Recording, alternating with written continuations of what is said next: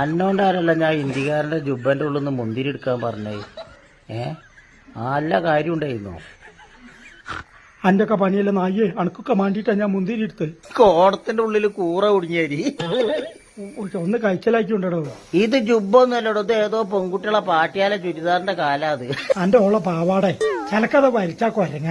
ഇതിന്റെ ഉള്ളിൽ കുടുങ്ങിയ ഇറങ്ങേറിങ്ങൊക്കെ അറിയാൻ എങ്ങനെ ഒന്ന് വലിച്ചെന്നാ നീ വലി വലി സുബാറ വന്നാ ഒന്ന് വലിച്ചെന്നാ വലിച്ചാ.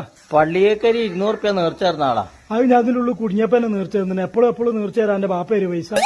ഈ മുന്തിരിയൊക്കെ പാടെ ഒറ്റക്ക് തിന്നേച്ചാട് വണ്ടി പാഞ്ഞ് കേറിയല്ല ജുബന്റെ ഉള്ളില് വാണക്ക്. എന്റെ ആടാ എന്ത് പണി അങ്ങനെ വരെ കാട്ടും. നിങ്ങളെ കൂട്ടത്തിലൊരാളെ നായ്ക്കള് പോയി കൊടി പൊന്തിക്കണൊരു പോണ. എന്റെ തന്തന്റെ തല പോണരിയ നായേ.